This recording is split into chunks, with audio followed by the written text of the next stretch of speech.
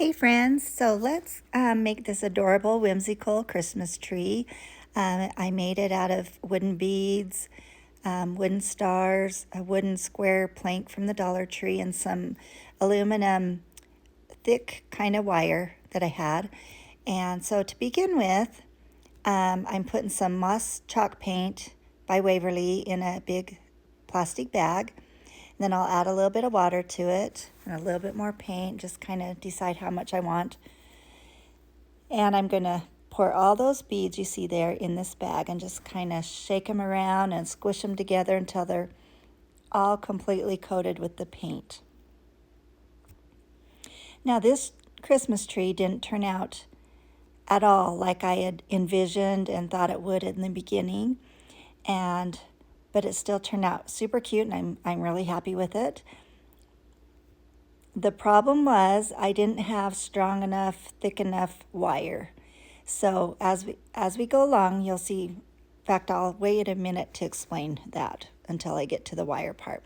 So here I've got the beads, and I thought that it needed a little bit more water just to get it all in there.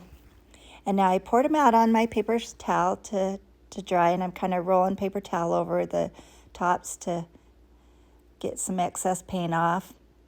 I'll even use my drying tool, my heat tool, to start drying them, but I got paint all over my craft mat, so I'm wiping that up first.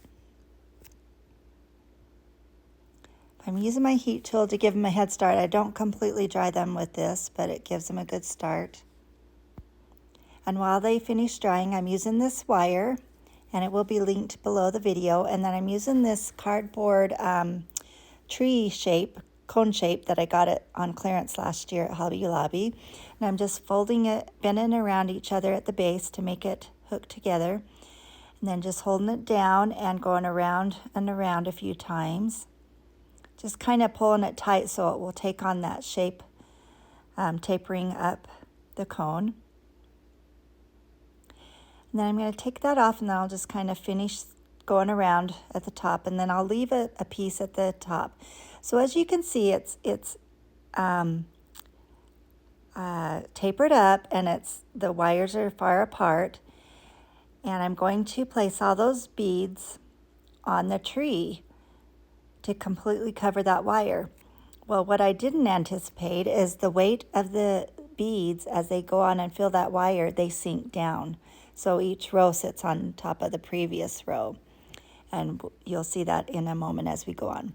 So I painted that base, that wood base, burnt umber by Apple Barrel, and then I had some kind of a mustard yellow paint for the stars.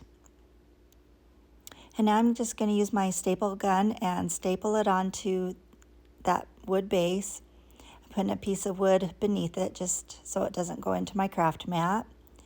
And it comes out the bottom, and so after this I will turn it over and just kind of bend those staples flat with the bottom of the wood. And that holds it on, and then I will also secure it a little bit here and there with some hot glue. I'm going to put some Spanish moss all around that base and all around the wire. Just kind of adds to the charm, gives it a rustic farmhouse look. Now I really wanted it to stay up high like it is right now with the beads on, but like I said, they were too heavy for the wire, and so as I put more and more beads on, it just gets heavy and sinks down in. But it still turns out super cute, I think, and I'm going with it. So I'm just kind of covering up the bottom row of that wire.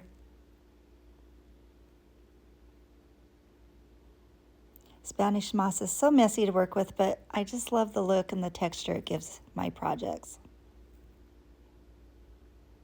Now I'll put some in the middle there too. Trim it up first. And I probably didn't need to put any in the middle because, like I said, it all sinks down and each row of the beads sits on the previous row, so the center really doesn't show, as you'll see in a minute.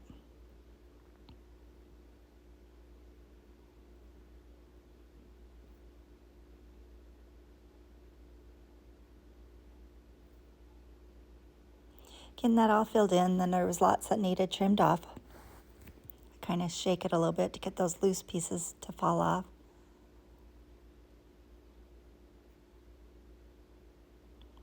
Okay, here's where I start threading the beads on, just one or two or a few at a time, and I had to make sure all those curves were round and not like a bent corner because they wouldn't slide down freely.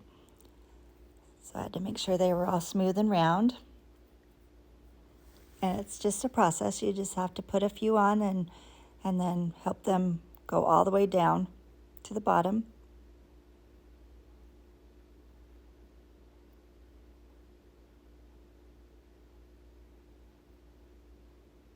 And I love this color of moss paint by Waverly. It's just a good kind of a vintagey kind of a green. I really use it a lot in a lot of my projects. I think it's so pretty.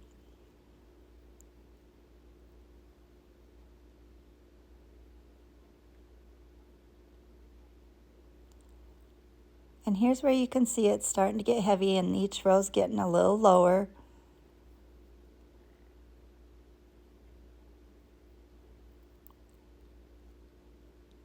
But I could tell it was still going to keep the tapered triangle tree shape. So I just went with it. I just kept doing it, filling all the rows with beads.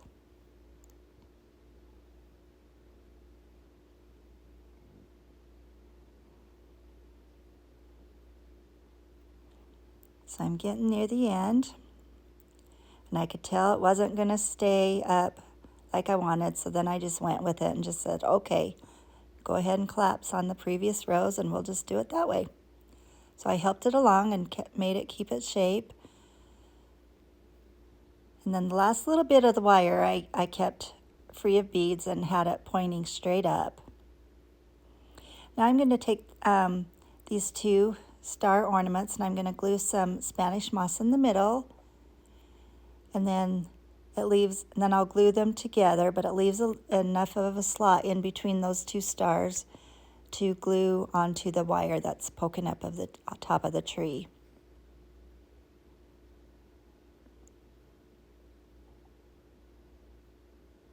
And I just kind of trim up some of those long pieces of Spanish moss. And that is it. I kind of help shape it a little bit first. I go around with my hands a little bit and help it along and position it just right. But I thought it turned out really cute still, so I was happy with it, even though it wasn't what I envisioned to begin with. I thought it turned out really cute. Appreciate you watching today. Thank you for the support. I hope this inspires you to make something similar. You have a whimsical day. Thanks so much.